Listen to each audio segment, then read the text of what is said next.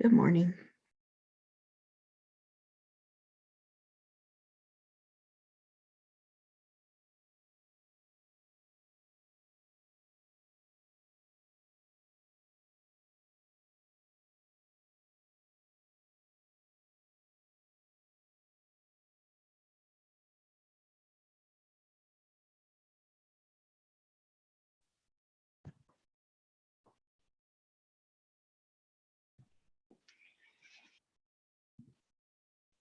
Project Planner to Mans, can you please test your audio and video for me, please? Good morning. Hello, thank you. Project Planner Shekhali, can you please check your audio and video for me, please? Sure. Can you hear me? I can hear you. Great. Thank you. Thank you.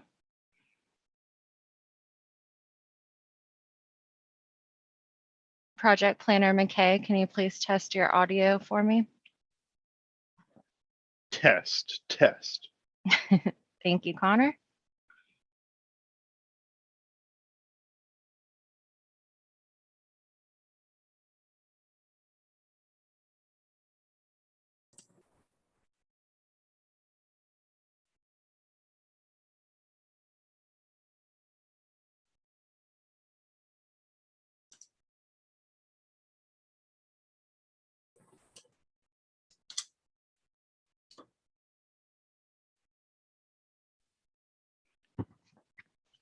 Mr. Zoning Administrator, can you test your audio and video for me, please?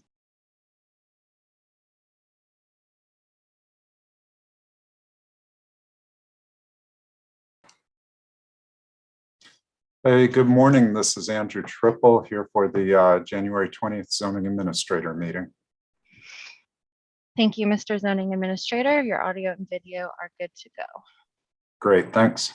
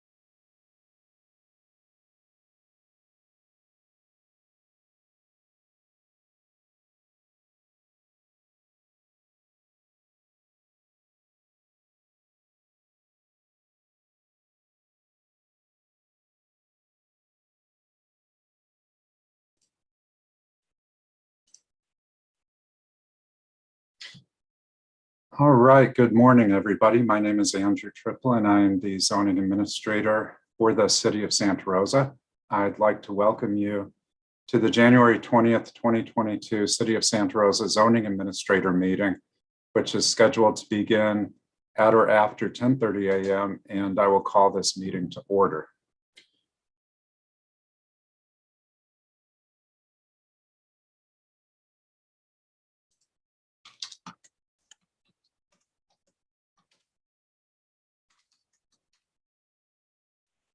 Great, thank you. Pursuant to the Government Code Section 54953 subsection E and the recommendation of the health officer of the County of Sonoma, the zoning administrator will be participating in this meeting via Zoom webinar. Members of the public can participate virtually at zoom.us/join or by calling toll-free to 877-853-5257. The meeting ID for today's meeting is 873-0491-5451. And this meeting will also be live streamed at youtube.com/City of Santa Rosa. Today's meeting is a regular session meeting. The zoning administrator typically holds 2 meetings per month on the first and third Thursdays of each month. This is the second regular session zoning administrator meeting in January. We will have a regular session meeting in February 2022. Members of the public accessing the meeting through Zoom can provide comments during the public comment periods. Additional information related to public meeting participation is available online at srcity.org/zoning admin. I'd now like to turn to item 2, general public comment. And this general public comment period is for those members of the public who would like to make a comment on an item that is not on today's agenda. So if you would like to make a comment about an item that is not on today's agenda, please raise your hand and Lonnie will invite you to provide comment.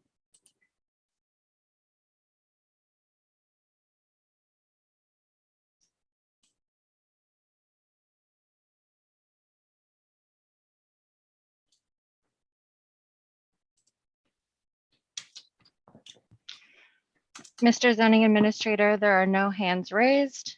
And just to let you know, there are 17 attendees for this zoning administrator meeting.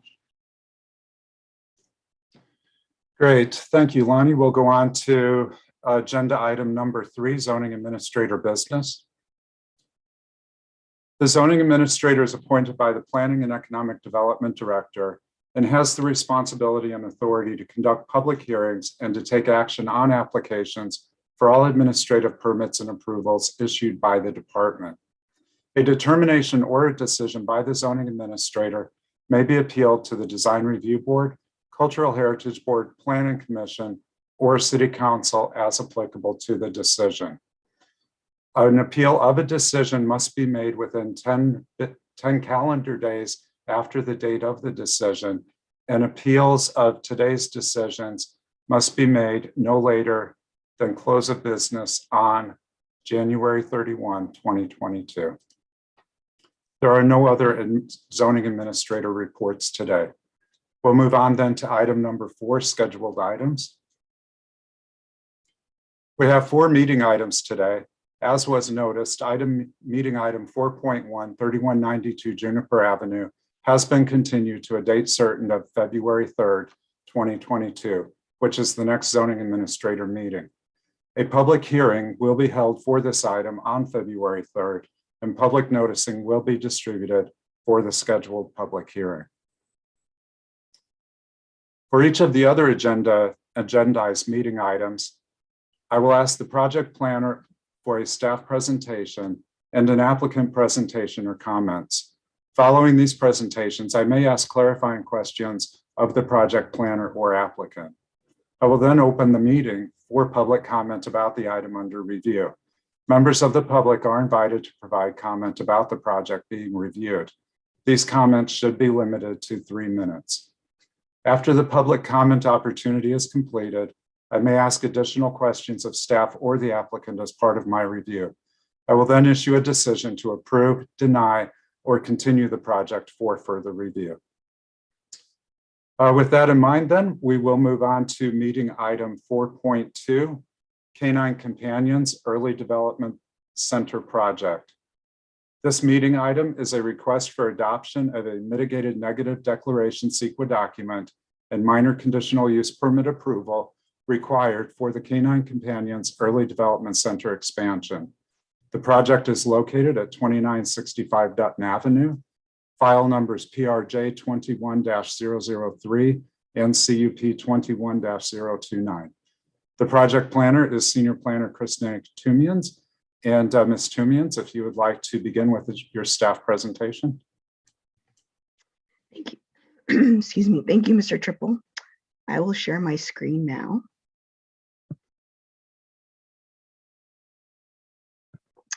So the project before you is Canine Companions Canine Early Development Center. It's located at 2965 Dutton Avenue.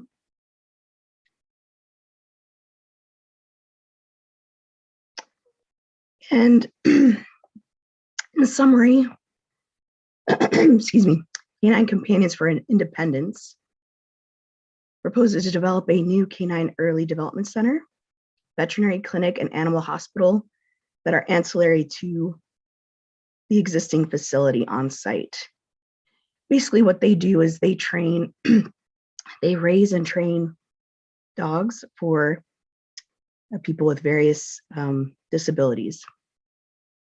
And this project site will serve, or will continue to serve as the headquarters for their business. Project is located in the southwest quadrant of the city. Here is an aerial of the project site. So they have an existing facility there, and they'd like to develop sort of the vacant portion to the north with a new building to expand their services. This is a schematic of where the project area is. It's the aerial, but turned to the side, just to help you orient yourself. And the project description, it includes, as I stated, the Canine Early Development Center. And it's it would be located on a 2.98 acre area in the northern portion of the existing campus, which is approximately 12.87 acres. And the existing buildings that are part of the campus to the south of the project site will continue operating multiple Canine Companions functions. So all those functions are related to this business specifically. And as an example, the veterinary clinic would serve their use, but would not be open to the public. You wouldn't be able to walk in and have your animals seen there. The new building would include a one-story, 21,991 square foot building with 8,972 square feet of exterior impervious surface areas for dog runs and play areas adjacent to and surrounding the building. The building would contain offices, changing rooms, bathrooms, a kitchen, social rooms for employees to use. The building would also include dog kennels for boarding, as well as different entrances on the east and west side of the structure to accommodate different types of dogs. And so the kennel and boarding is the reason why a minor use permit is required, is because of the expansion of that use. The new veterinary clinic and animal hospital would be approximately 5,180 square feet and would contain a reception area, break area, office space, surgical and treatment areas, X-ray and ultrasound rooms, and kennel areas. General plan and zoning is light industry and light industrial. And this zoning district allows kennel and boarding with a minor use permit. The size of the buildings is what triggers the initial study that was conducted and prepared. This is a site plan showing the proposed new buildings. Just to give you a brief overview of the project history, The applicant elected to have a concept design review on February 4th, 2021, where the proposed project was presented to the DRB. On May 27, 2021, staff presented the project to the Waterways Advisory Committee so that they may advise the zoning administrator and the design review board as to whether the proposed project is consistent with the Creek master plan, general plan goals and policies, and design guidelines for development near waterways. The project is directly adjacent to Colgan Creek. And they did not have any substantive or major comments regarding the proposal. On August 10th, a notice of intent to adopt a mitigated negative declaration was posted and circulated for a 30-day public review period, and an opportunity for comments from the public was given. This item was scheduled for tonight's design review board meeting, but unfortunately, it doesn't appear we have a quorum for tonight. So it'll likely be continued to February 3rd. Here are elevations of the proposed veterinary building and the main building, the larger building.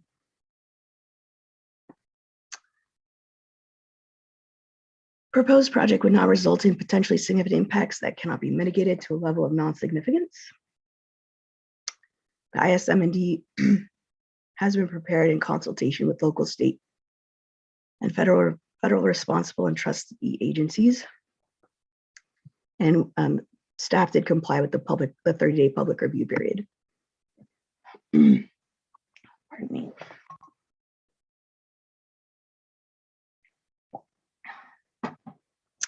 The initial study and M&D were prepared with the assistance of an environmental consultant, FCS. We have representatives from that team available for comments on the environmental document. And we have representatives from the applicant team if you have any questions or comments regarding the proposed operations on the site. And with that, staff is recommending that the zoning administrator adopt the mitigated negative declaration and approve the minor use permit for canine companions. Thank you. Great. Thank you, Ms. Timians. I don't have any questions for you at this time. Does the applicant have a presentation or is just available for comment questions?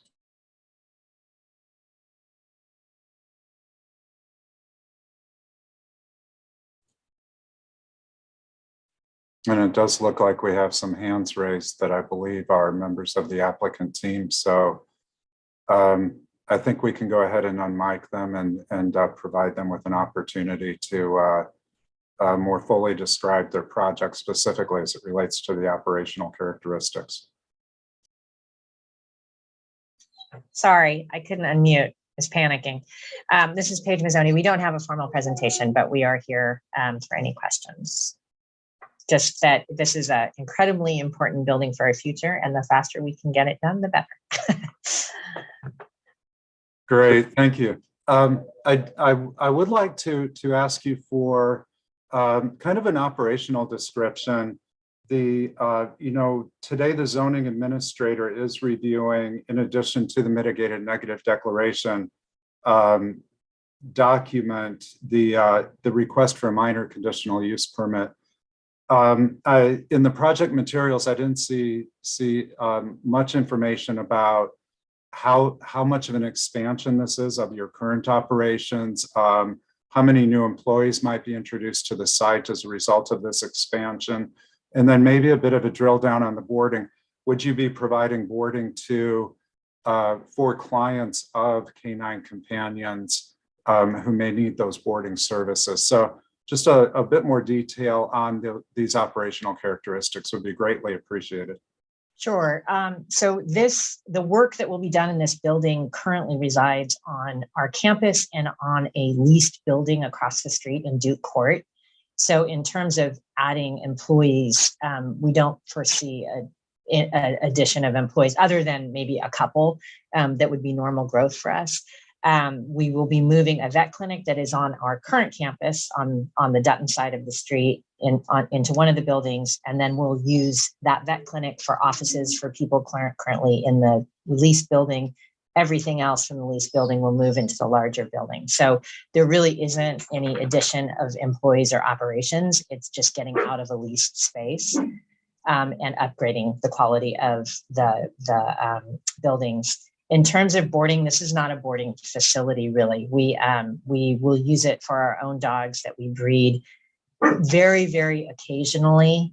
If there is a graduate that needs to leave their dog somewhere where they go on a trip, we do that, but it's really more on our current Northwest campus that we do that. And honestly, that really doesn't happen. They tend to leave them with private people in foster situations. So we're not a boarding facility and we don't use it for that. The way it will help our operations is it allows us to whelp more. We breed all of our own dogs that are purposely bred to have greater success as service dogs because the need is so high that we need the highest rate of success possible in moving them through the training. And so our pedigrees are kind of developed to ensure higher rates of success. And so all of the breeding is done here in California for the whole nation. So what this allows us to do is handle, the breeders live with people in their homes, but this allows us to bring in more of the whelps for dogs that we think might have a difficult whelp or for newer breeder caretakers who are volunteers into this facility so that we have basically a higher survival rate in those whelps. So it'll increase our numbers and allow us to get more dogs to more people with disabilities. Great, thank you so much. And then I think I've got a question regarding design. So this might be more appropriate for your design team. Although this isn't design review, I am just curious about the decision to place the parking to the rear of the building along the creek. Was that decision made to reduce potential impacts on the creek side area, or just a little bit of information about that design decision would be helpful. Ken, do you want to answer that? Sure. The thought process behind that was the attempt to bring the building more to the east, if you will, closer to the road, easier access, more visibility. There's a concern at present with a vagrancy issue there on site, and the thought to reduce the attractiveness of the site to somebody that would potentially hop the fence or try to park inside. And also for the operation of the building, when you look at the public access would lead to a plaza area that's somewhat centered. It's to the west of the CEDC building, central to the site. We thought wrapping the parking around what we call the back of the west side of the property would work much better. There will be some occasional gatherings there to celebrate what we do with the dogs or what Canine Companions does with the dogs. And it's just a better access and circulation situation. There actually won't be much in the way of traffic on the property per the proposed use. So we're essentially over parked, if you will. Great, thank you for that. I appreciate that you are bringing those buildings up to the public right-of-way there. I think that's a really great move that improves the visibility of the project, as well as creates just a sort of a more friendly public environment along that streetscape there. And then I think just one last question for the CEQA consulting team. I just want to learn a bit more about your response to public comments that were received during the publication of the MND document, how you processed those comments, and then came to the conclusions and implementation of those responses in the MMRP, please.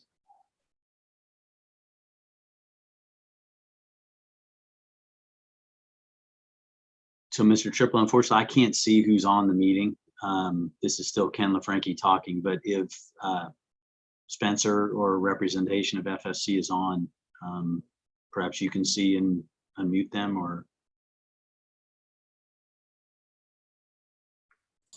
Sorry, it does look like Spencer just raised his hand. So Spencer, if you'll be speaking on behalf of the CEQA team. Yes. Hi, Andrew. Can you hear me? I sure can. Thank you. Yeah, no problem. Do you mind if you restate your question again? Sorry, I missed it. So I'm just, of course, the MND was published for 30 days and public comments were received. I just wondered if you could describe your process for responding to those public comments and then what might have changed on the MMRP as a result of those public comments. Yes. So we received one public comment from the California Department of Fish and Wildlife, and their comments ranged from requesting more information regarding the burrowing owl habitat and evaluation, and evaluating for American badgers. So we included additional mitigation in the MND to provide pre-construction surveys to survey for potential occurrences of burrowing owl or American badgers. And then they also asked us to further disclose information regarding special status plant species and California tiger salamander occurrences. So we met with the CDFW director, us, the applicant team, and discussed their questions. The outcome of that meeting was they agreed with our special status plant species evaluation, and they will move forward with the mitigation described in the MND. As for the California tiger salamander impacts, the applicant will obtain a incidental take permit from CDFW prior to construction, and that permit will establish mitigation ratios for the applicant to pay to offset impacts from potential California tiger salamander habitat occurring on the project site. Okay, great. Thank you so much for that thorough description. At this time, I don't have any more questions for staff or for the applicant team. So I would like to turn to our public comment opportunity and open this public meeting for public comment.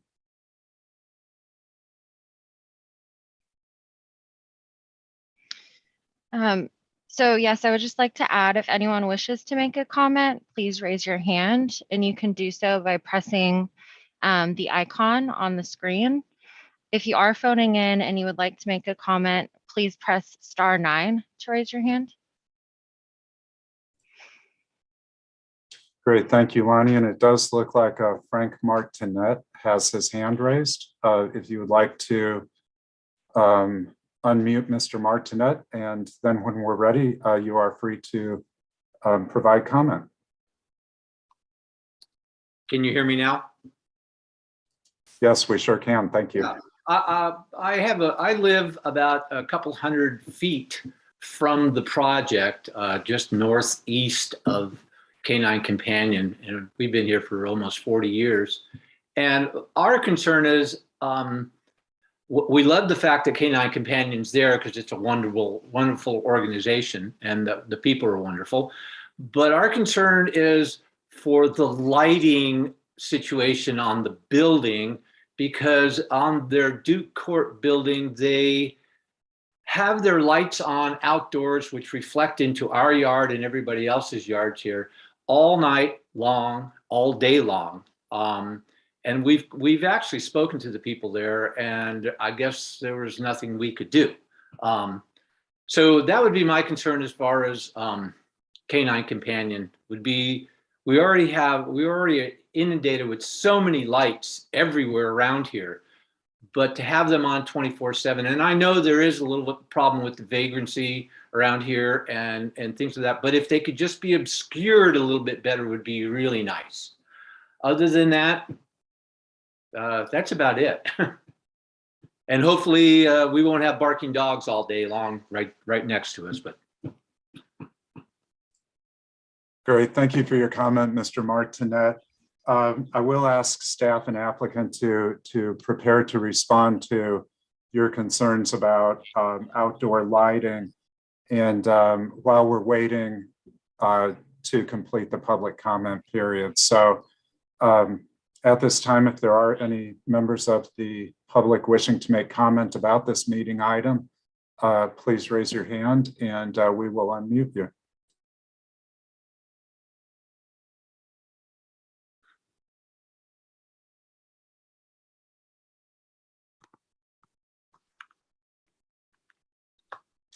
And not seeing any other hands being raised, we'll go ahead and close public comment.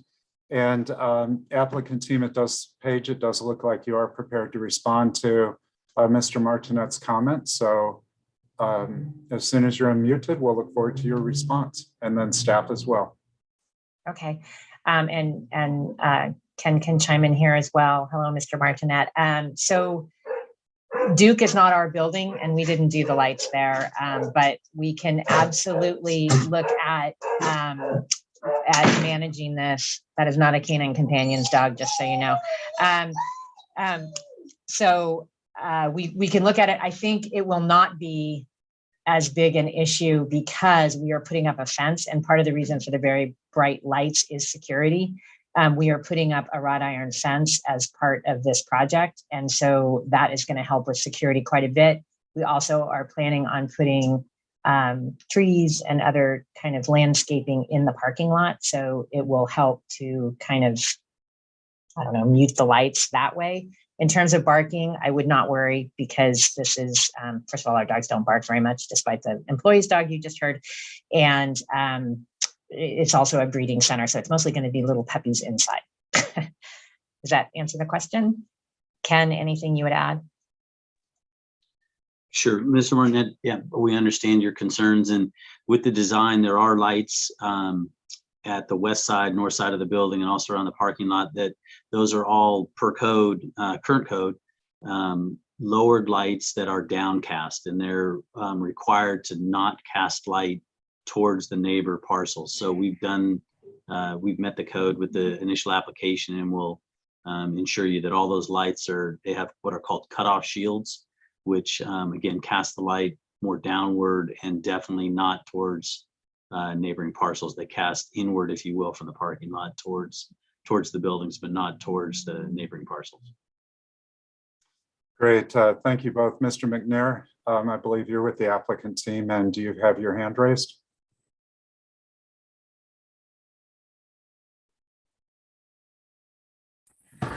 There we go. I think I'm unmuted now. Yes, you are. How do you do? I'm Don McNair. You know, one of the features of the lighting system, if I'm not mistaken, I was just trying to look in my records to see if it was here. There is a automatic dimming feature that occurs, or that you can install on light systems, particularly parking lot lighting, so that the lights would drop down to some percentage, say 50% of what they normally do during the late hours of the night. So you still have security, but it certainly reduces the glow and the output of the lights. So that combined with the downward facing, the light shields, I feel like you know, we're doing our part to really make this dark sky compliant. I think you know, perhaps that will ease the neighbors' concerns a little bit. Great, thank you, Mr. McNair. And is it the intent of the applicant to utilize that feature, the auto dimming feature, as part of their ongoing outdoor lighting program? Yes, it is. Great. Okay, thanks. And then finally, Ms. Tumians, can you confirm that the design review resolution, when reviewed, would be conditioned to require compliance with the outdoor lighting ordinance? Yes, and the lighting itself was studied in the initial study also. Okay, great. With issues with glare and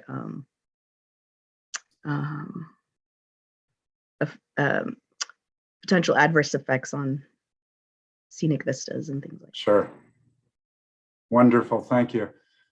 Mr. Martinet, I see that you have your hand raised. While it is outside of the public comment period, given the scope of this expansion, I do want to provide you with the opportunity to provide additional comment, perhaps in response to what you've heard from the applicant team.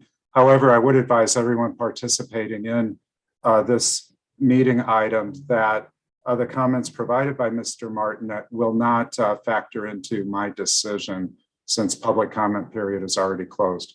So Mr. Martinet, if your hand is raised and if you would like to provide additional comment, please feel free to do so. Thank you very much. All I really wanted to say was thank you very much for having those issues in the planning. And I also wanted to say that I was speaking for more people than myself in this small neighborhood here. I live on Darlin Way, and I did realize that that Duke Court building was not owned by you, by Canine Companion. So anyway, I basically wanted to say thank you very much. And I hope those are fast-growing trees. Thank you. Great. Thank you, Mr. Martinet. We appreciate your comments, both on your behalf and on behalf of the adjacent residents. As you well know, when we have adjacent land uses that are as diverse as the light industrial land uses and the residential land uses that exist there at the end of Dutton Avenue at its current location in Duke Court, we do have to be especially conscious of the impacts that the commercial industrial land uses may have on residents. So we definitely appreciate you bringing that forward. And I also appreciate that both the CEQA document and the applicant team have had the foresight to consider potential impacts that may be resulting and to address those potential impacts. That's well put. Thank you. Great.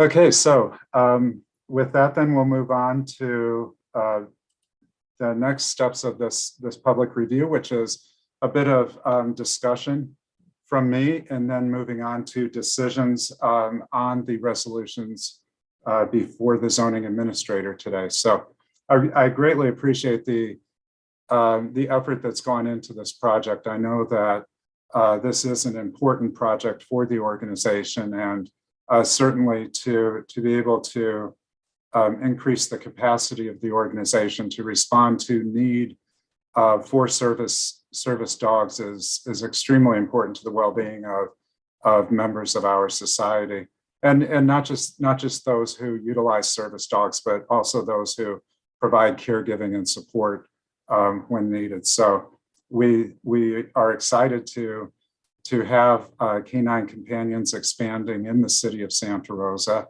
That's great to renew their commitment to our community and as well to continue the good work that's being done.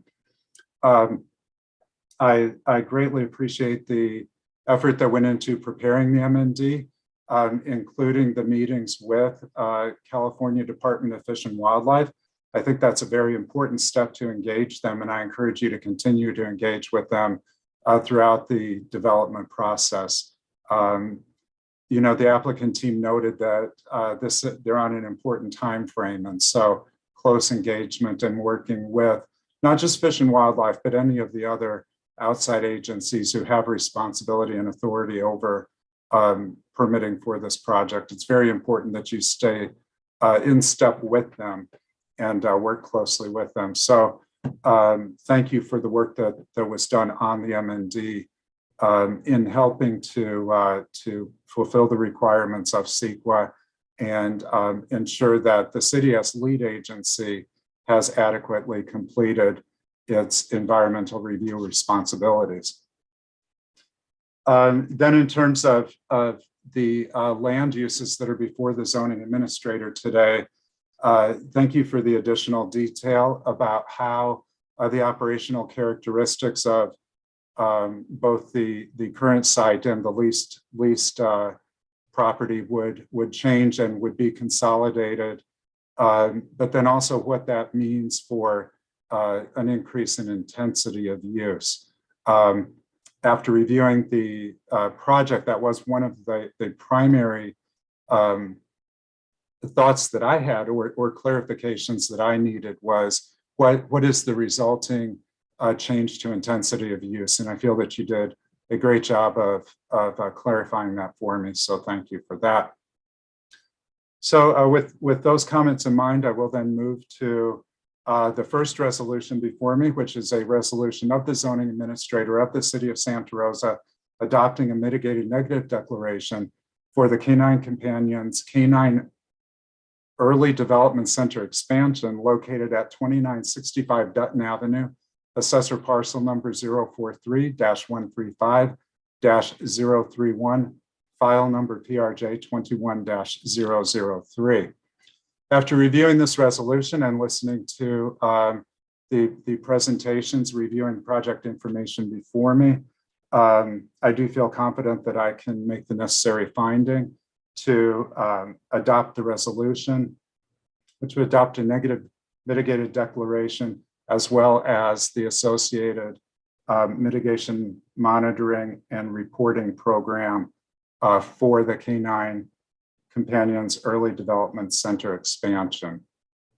So with that, the resolution is adopted for the MND.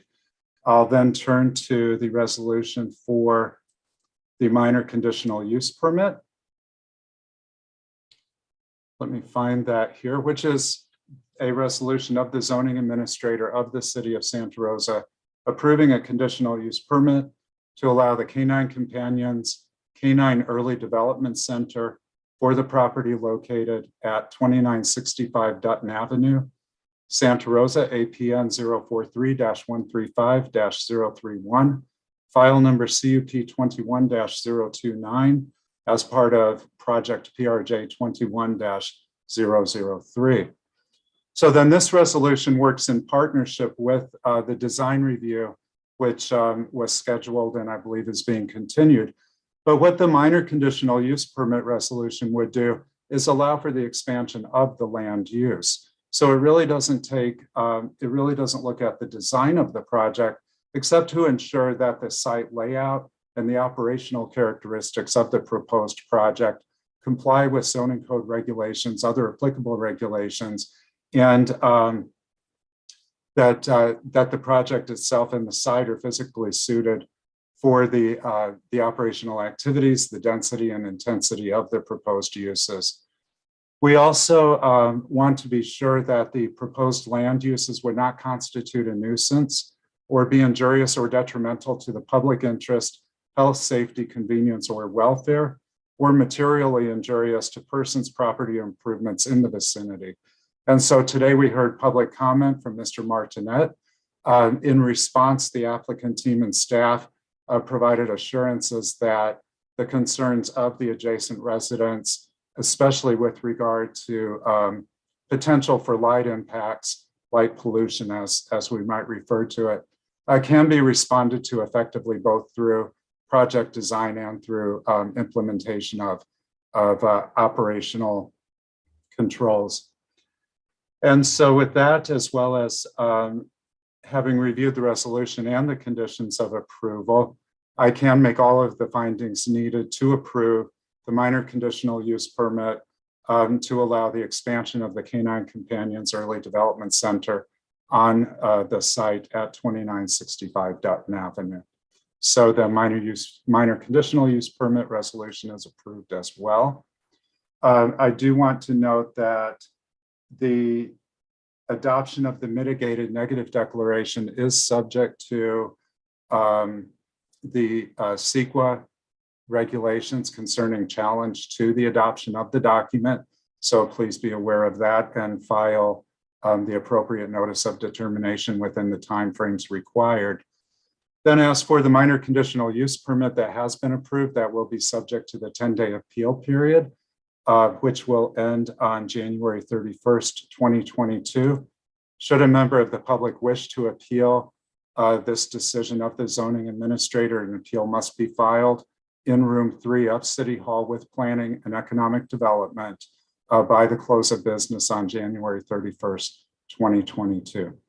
And with that, I'll close this public meeting for meeting item 4.2. And then if staff does not need a break, we can move on to meeting item 4.3. I do see that a member of the applicant team for meeting item 4.2 has her hand raised. Just to say Paige? thank you. Thank you very much. Appreciate it. That was it. Can you hear me? It's just saying thank you. Sure. Well, thank you. All right. We'll look forward to seeing your development happen. Thank you. We'll invite you to play with some puppies. That would be fantastic. All right, Paige. Great. Okay, then. Lonnie, do we need to take a break?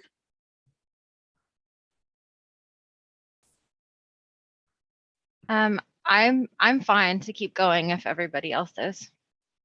Great. It does look like Ken LaFranchi from the applicant team has raised his hand. So Ken, did you want to provide additional comment?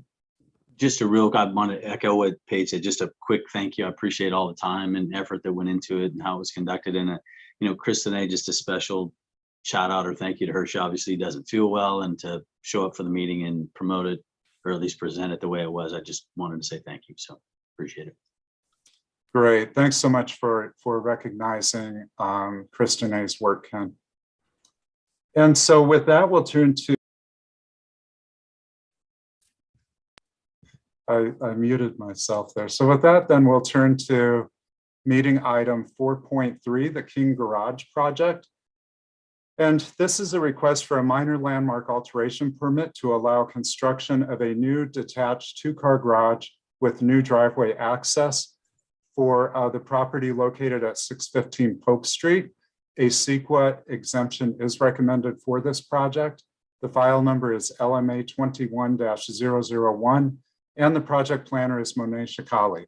Ms. Shikali, if you would like to give us your presentation today. Thank you, and good morning, Mr. Zoning Administrator. I'm going to share my screen right now. Okay, there you go here. Can you see it? Yes, we can. Thank you. Great. So as you mentioned, this is a minor landmark alteration permit.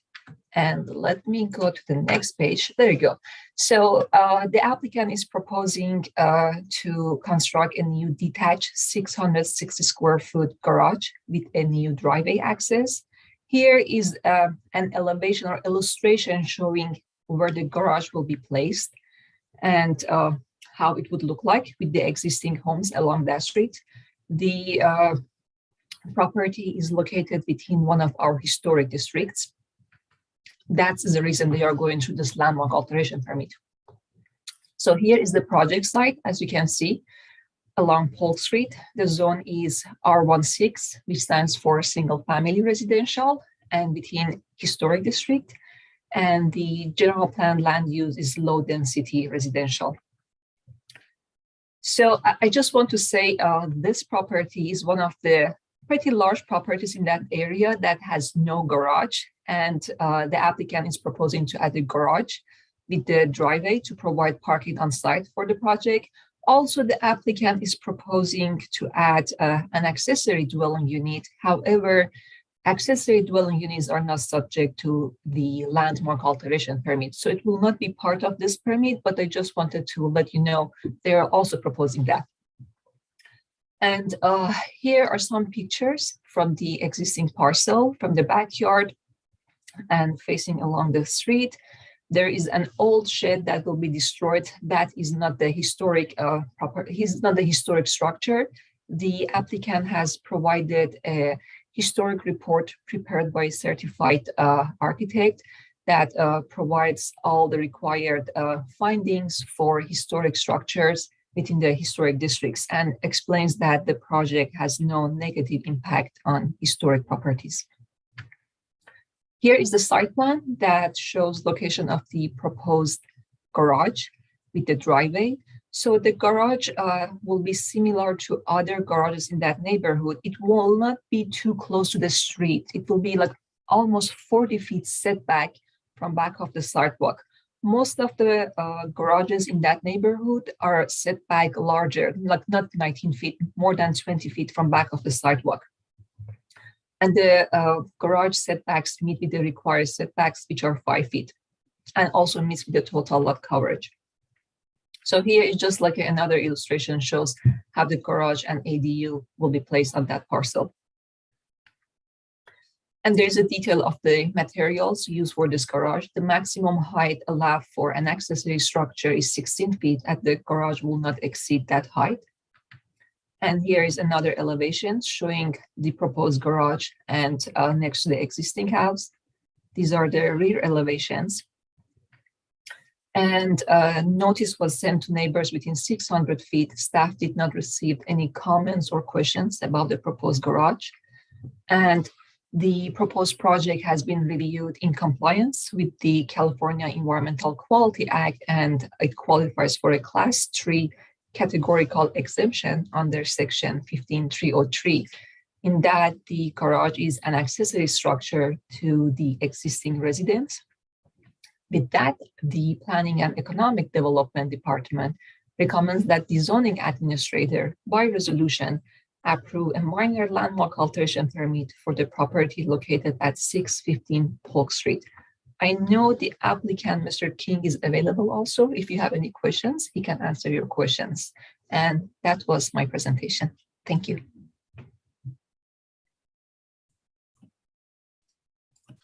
Great, thank you, Ms. Shikali. Before we go to the public comment period, two things. Are there any revisions to the resolution that would need to be read into the public record so that we comply with Brown Act requirements? I believe they were posted. Lonnie, can you answer that question? The revisions was sent on Friday. Were they posted on? I think they are available online and posted. Yes, they are available online and posted. Great, thank you. Thanks. And then, Mr. King, did you want to make any comments, or I'm happy to hear from you about how this project would make a difference in your life if you would want to, or if not, we can just move on.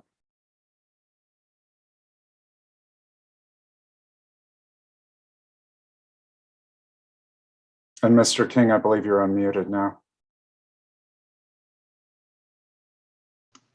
Yes, this project would enable me to move vehicles off the street in a neighborhood which is becoming more dense, as there are a number of fairly substantial apartment projects in the neighborhood.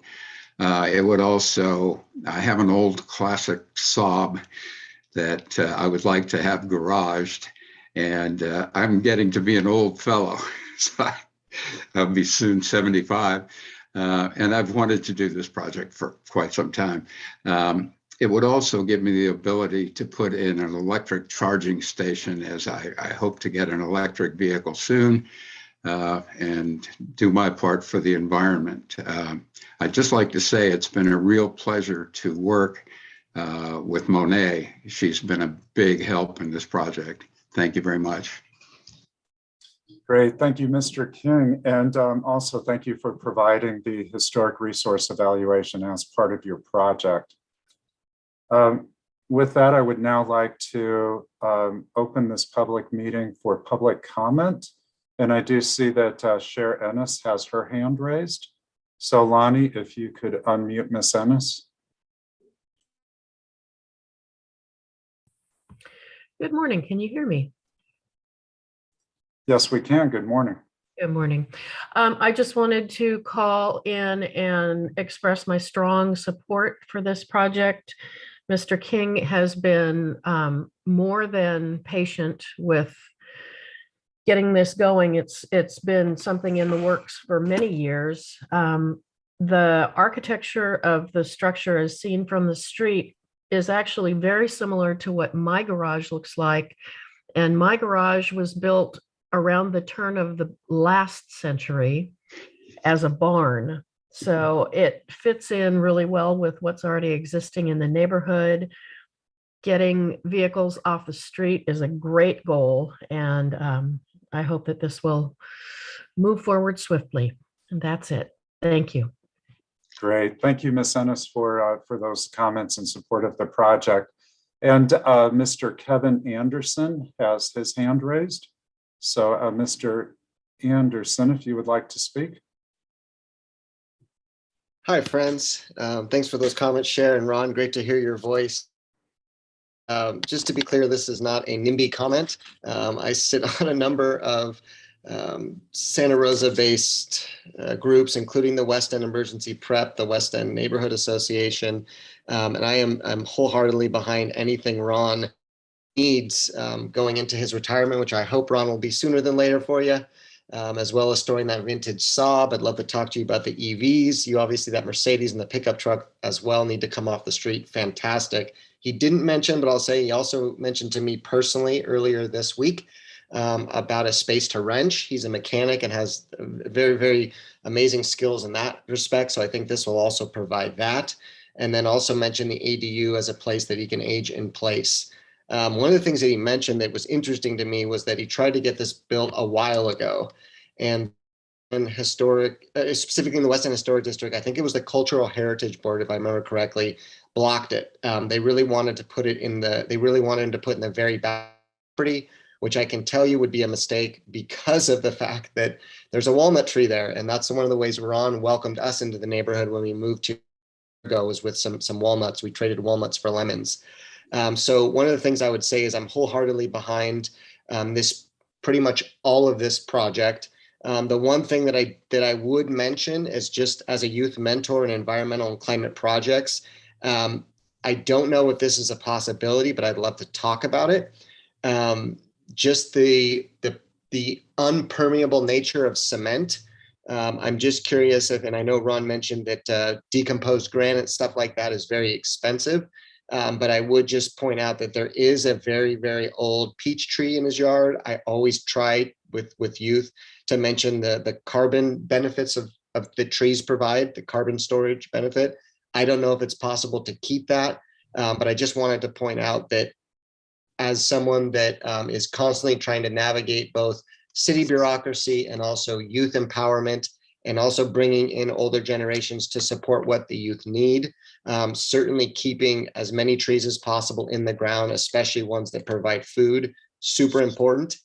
And then also wanted to just point out in terms of next steps, I don't know if the ADU and garage scenario can be worked behind the house, but I know pouring 2 foundations is very expensive. So again, I'm wholeheartedly behind this project. I just wonder if there's ways that we could possibly work to, just finding some little tweaks to make sure that Mother Nature is also considered in this. And Ron, congratulations on everything. Very, very cool project overall. Great. Thank you for your comments, Mr. Anderson.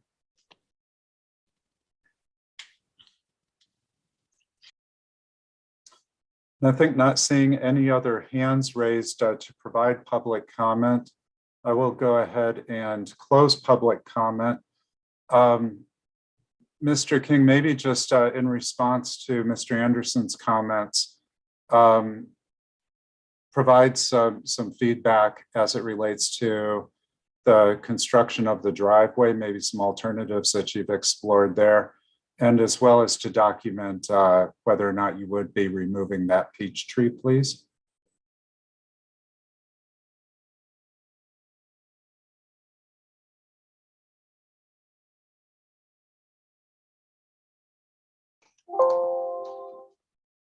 Hello, can you hear me? There you go. Yes, you're Okay. unmuted now. Yes. The peach tree that Kevin mentioned, unfortunately, I cut the top out of it accidentally when clearing a bunch of ivy many years ago. And it will need to come out for the project. It will be replaced. It has the best peaches I've ever eaten, but it grows in a very odd way so that its branches get really easily overloaded and break off. I will replace that peach tree because I love the peaches. Also, I haven't yet looked into other materials for the driveway. I will certainly do that. I'm well aware that drainage is always an issue. We have had a soils engineer examine the project, and we have his approval. I do intend to build a very solid foundation for that garage because of the nature of the adobe soil. I'm going to some extra links to put in more gravel and a sound base so that I don't get cracks in it. And actually, he mentioned the ADU, and I just want to let everyone know that that ADU will not be visible at all from the street. Great, thank you for the follow-up comments, Mr. King. At this time, then I'll move forward to a discussion and decision on this meeting item. I thank you for the time and effort that you put into preparing this application, Mr. King, for complying fully with the application requirements for landmark alteration permit. Oftentimes, there's the perception that when you live in a historic district that the permitting process is overly cumbersome. But it does seem that you've navigated it effectively and that you are able to make modifications to your property that enable you to continue to reside in the West End at that location far into the future and actually represent an investment in your commitment to the community, as well as to historic properties within our city. So we thank you for that. I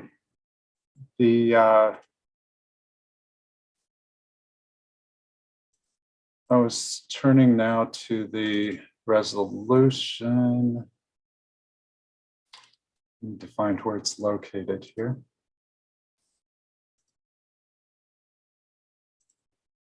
So then the resolution before the zoning administrator today is a resolution approving a minor landmark alteration application for a new detached garage and a new driveway for the property located at 615 Polk Street within the West End Preservation District, assessor parcel number 010-154-012, file number LMA 21-001.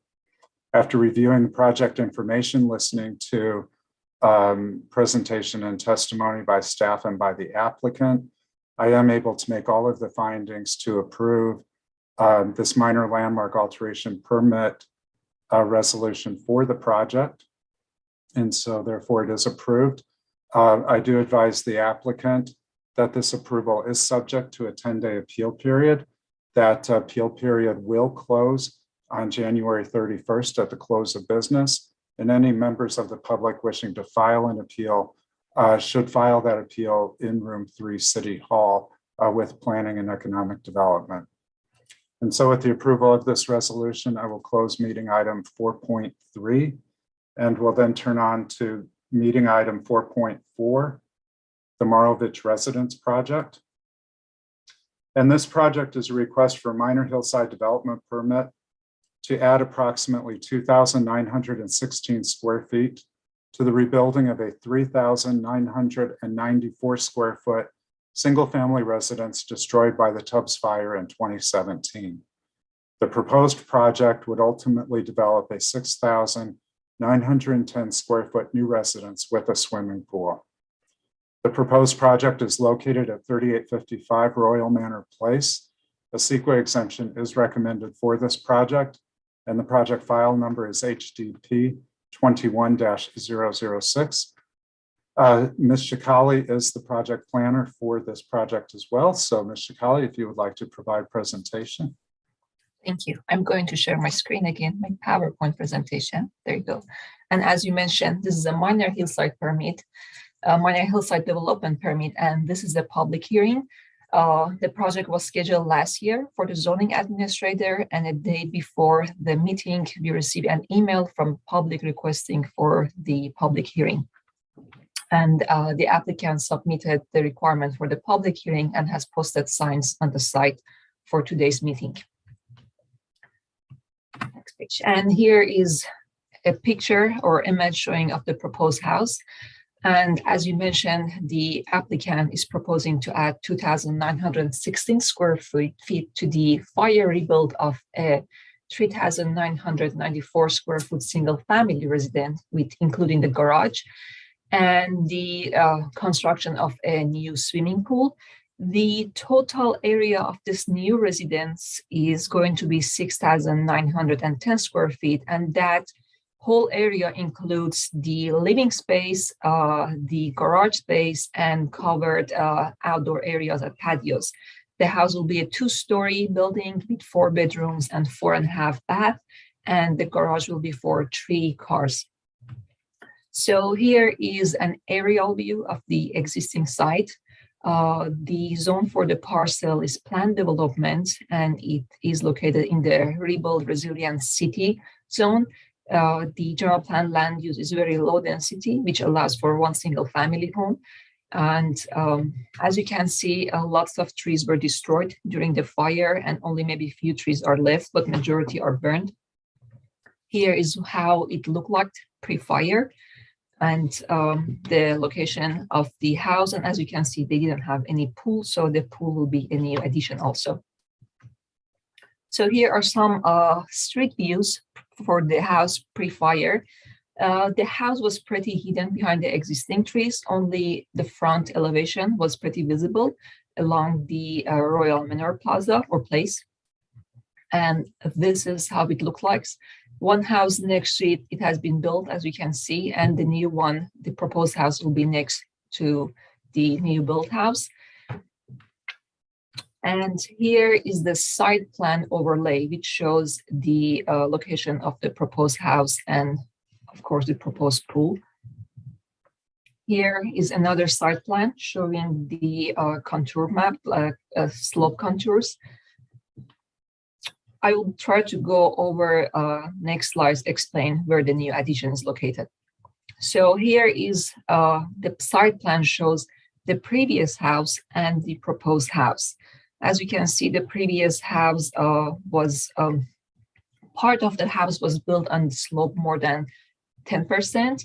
So the new house is expanding again, but it's going to be an area that was undeveloped and the slope was natural.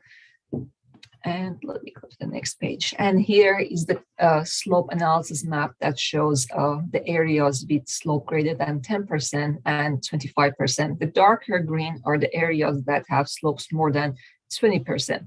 The majority of the new proposed house is going to be on the same location. However, the new addition that I'm going to show on the next slide is going to be on an area that has slopes more than 20%. So here is the one I'm trying to show. So the red area is the location of the new addition that will be placed on an area that was never but never graded, and majority of it has slopes more than 20%. Here shows the grading, and as you can see, the house is not proposing to have like a large flat path. It's trying to follow the contours and avoid large grading areas. Here is the area that was already disturbed and the house being placed in that area. The height of the building does not exceed 35 feet as it is required by our zoning code and the PD. And here is the front elevation showing the proposed house. And let me see, can you see if I show the area where the new addition is? So basically this area is the new addition for the house. And as you can see, this is where the slope is more than 20%. And here is the rear elevation. Again, the new slope area is on the right side that will be graded and will be new addition. So here are the left and right side for the proposed structure. And here is just an illustration showing the new proposed house versus the pre-fire house. As you can see, the new addition will not increase the height more than what the previous house was there. And let me see. Okay, there you go. So this red line shows approximately the location of the house where it used to be and the new addition on the left and the right side. So as you can see, the new addition does not go or exceed the height that was there. It keeps to the same height. Majority of trees were destroyed, so the applicant is going to add more trees to screen the house, and a condition has been added to the resolution that recommends that the applicant to plant more trees to screen the house from the street. And here is another illustration, shows the proposed house. And one more, and this is another visual analysis, shows this new house. And about public comments, staff received comments last year when the project was scheduled for ZA. I did not receive new comments. However, I just checked my email right now. There is an email I have received from a neighbor. And I will just go through the comments. Majority of comments were about the size of the house being too large, and it might increase the risk of fire. And also it does not fit within the scale or integrity of the neighborhood and will be an eyesore because of the size and proximity to other homes. So the staff answer is that zoning reviews the project for development standards are based on the setbacks, total lot coverage, building height. The required setbacks for this lot is 15 feet, and the applicant meets with those 15 feet setbacks for the site, similar to other projects in that area. The size of the house, the living space is almost similar to what it was before. There are like a few thousand addition. The majority of the new addition is for the open areas and the garage. And there are similar houses in that area that have similar sizes. The house meets with the required total lot coverage and does not exceed 40%. Fire department has reviewed the building and had no issues with the proposed house. And should I read a new email I have received from the neighbor, or how would you prefer? Yes, that would be great, please. Okay, so let me then, just give me a second. Let me open that email. Okay. Here is the email I have received from Kenneth and Maria Anderson. She has two comments. She says that I attended the caption Zoom meeting this morning and did not have a chance to ask questions. Couldn't find the raise hand button until it was too late. So I don't know if she's still on this meeting. My comments pertain to the proposed residential project at 3855 Royal Manor Place. 1, neat rendition of the residence showing the relationship to the adjacent properties. As currently presented, it does not show the full impact to the properties on either side. Our fear is that its location and spacing between the proposed project and the homes on either side will be crowded and out of character for our neighborhood. And 2, she says, can the project be scaled down to fit the landscape, spacing, and rest of the neighborhood? Seems its size could be reduced without significant impact to the design, but would allow for the proper spacing between property line allowance. We are happy to finally be back in our homes after the devastating 2017 wildfire. We are very concerned that the scale of the proposed residence will impact the look and feel of the neighborhood we love. We await your response, including the scaled condition showing the impact to the adjacent residents. Thank you, Kenneth and Maria Anderson.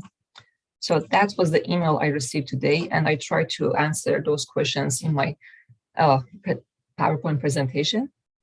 So the proposed project has been reviewed in compliance with the California Environmental Quality Act and qualifies for a Class 3 exemption under Section 15303. In that, the project is reconstruction of a new single family. And with that, the Planning and Economic Development Department recommends that the zoning administrator, by resolution, approve a minor hillside development permit for the property located at 3855 Royal Manor Place. I know the architect, Jeff Farrell, is available also. So if you have any questions about the architect or design of this building, he will be able to answer them. And that was my presentation. Thank you. Great, thank you, Ms. Shikali. And please make sure that that last public comment is provided as late correspondence and entered into the project's public record. Thank you. And I appreciate the thoroughness of your presentation. Mr. Farrell, are you going to be providing any comments about the this project's design as part of this public hearing, or are you just available for questions?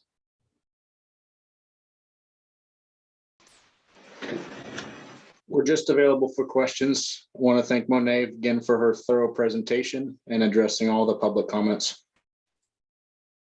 Great, thank you, Mr. Farrell. With that, I don't have any questions for staff or for the applicant team.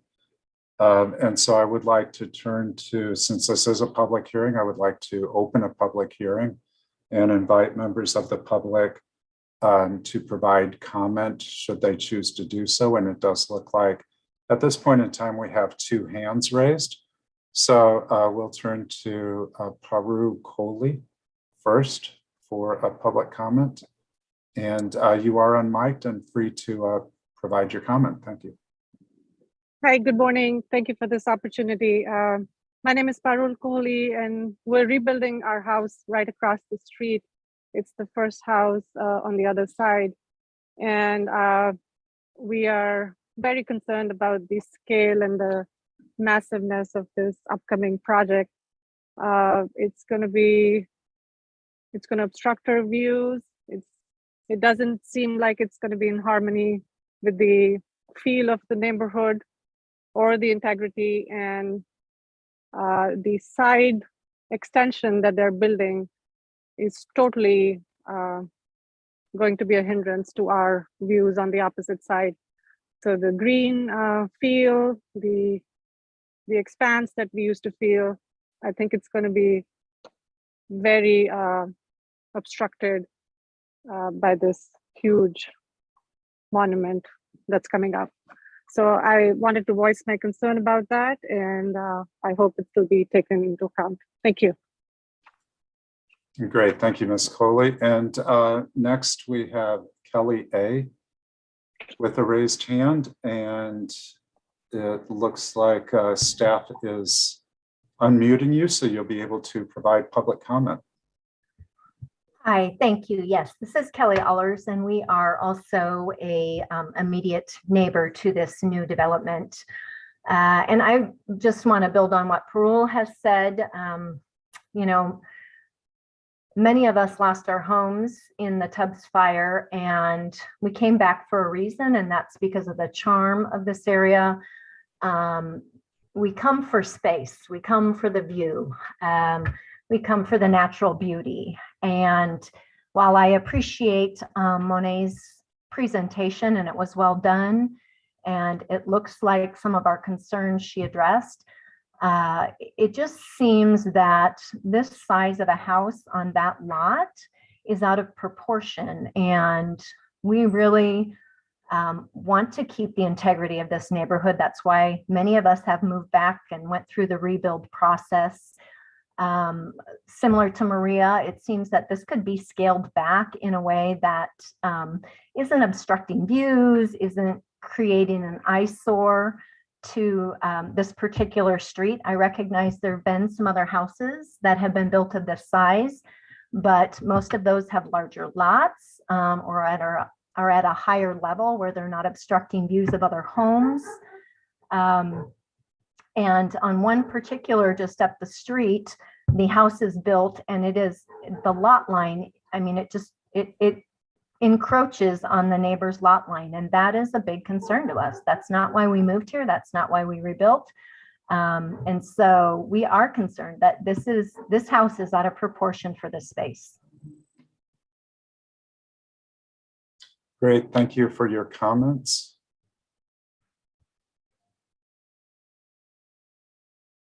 And I think we've had a hand raised. Edita, if you would like to provide public comment, you are unmuted. Good morning. Can you hear me? Yes, we can. Thank you. Hi, I'm a neighbor from that street, not immediate neighbor, where Mr. Marovich planning to build. But most of our neighbors and myself, we see that concerning trend with the Marovich builders. Extremely massive homes, not considering the neighbors, adjacent neighbors. And maybe according to Ms. Sheikali, it's not exceeding any height or the perimeter or being occupying more than 40% of the lot, but it still comes very close to adjacent neighbor who is on a corner of Royal Manor. And it's kind of funny that when we listen to previous presentations, they worry about peach trees or walnut trees or salamanders, but nobody cares about what view or horizon, even if we can see a horizon when we're walking by Marovich residence. So, and of course, it's up to the city and you guys to decide, but we as a neighbors, we're just asking you to reconsider that. Issuing the permit to the Marovich builders. Thank you. Great, thank you so much for your comment. Sure.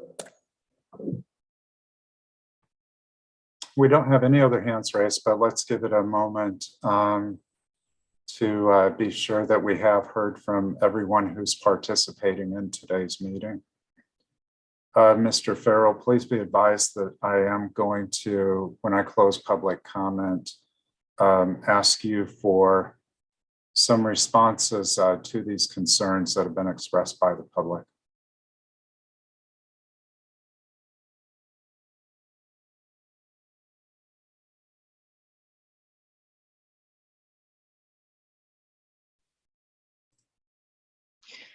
Mr. Zoning and Hollers? Yes, I do see that Mr. Hollers has his hand raised. And it looks like Mr. Hollers, you are unmiked if you would like to provide comment. Thank you. I just want to build on what was said. I don't have a new comment, but I certainly want to emphasize the passion for the neighborhood. You know, there's been a lot of discussion throughout the neighborhood. There's a lot of concern over this. People have invested heavily. They've been through a lot. We rebuilt from the fire. These are individuals that came back and selectively came back. It was an investment property. And we're really troubled by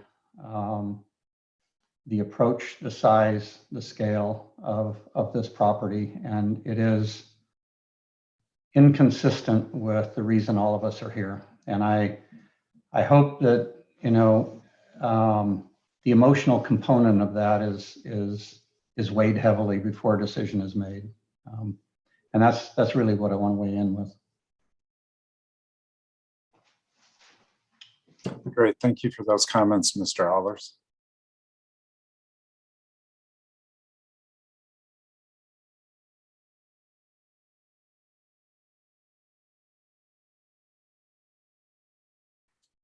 Okay, seeing no other hands raised, I would like to close this public hearing.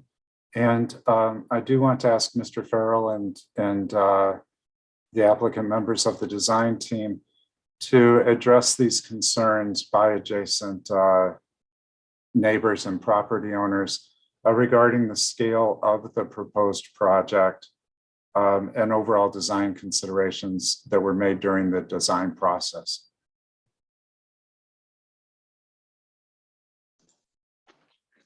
Thank you, Mr. Zoning Administrator.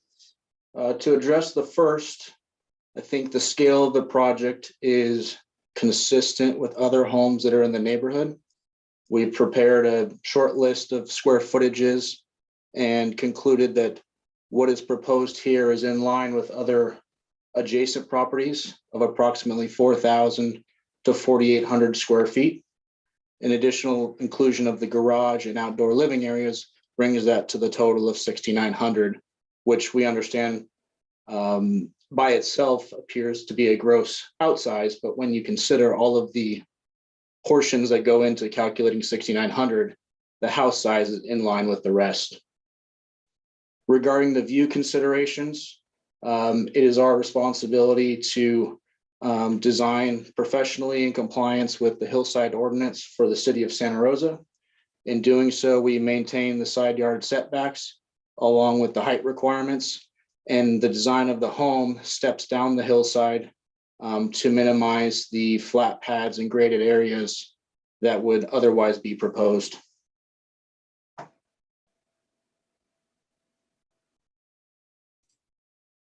Great, thank you, Mr. Farrell. So now I want to turn to some discussion about today's public hearing, the comments that have been received in the project, before moving on to a decision on the resolution that's before the zoning administrator today. I do think that the project application has been well prepared. It is a complete application, and I believe that planning review of this application has been thorough. At the same time, I do understand the concerns expressed by members of the neighborhood who have rebuilt their homes subsequent to the Tubbs fire, and have done so under the same regulations and within the same context that is afforded to the applicant. I think that perhaps this project has come before us because of the expansion of the square footage, but the project as presented, that total square footage does include all of the space, all of the developed area. And so as such, it is larger than, in terms of square footage, larger than the livable space of other similar residences in the area. I do find, as Ms. Shikali was concluded during her review, that the project does comply with the development standards for this subdivision, and for the looking at the materials that are before me. And so I am able to make findings related to the scale of the project, the design and construction, and the siting of the project on the site itself, as well as how it respects the existing slope on the hillside. I also recognize too that the review opportunity does provide those who may disagree with the decision of the zoning administrator today the opportunity to appeal that decision. That is a right, and that is part of the process through which we conduct discretionary review. And so with that, regarding the resolution before the zoning administrator of the city of Santa Rosa to approve a hillside development permit for the Marovich residents for the property located at 3855 Royal Manor Place in Santa Rosa, APN 173-540-014, and file number HDP 21-006. After being able to make all of the findings, including the finding related to the CEQA exemption and Class 3 exemption from CEQA review, I do approve this resolution for a minor hillside development permit for the Marovich residents. Please note, as I have noted with all of the resolutions today, that this approval is subject to appeal, and any member of the public may appeal this decision. That appeal should be made in writing and submitted to Room 3, City Hall, which is the Planning and Economic Development offices. The appeal date, the latest that appeal may be submitted is close of business on January 31st of 2022, so 10 days from tomorrow. And with that, I close the public hearing on this meeting item 4.4. And seeing no other items on the agenda, we do move to adjournment. And so I will be adjourning this meeting of the zoning administrator, and look forward to the next meeting on February 3rd, 2022. Thank you.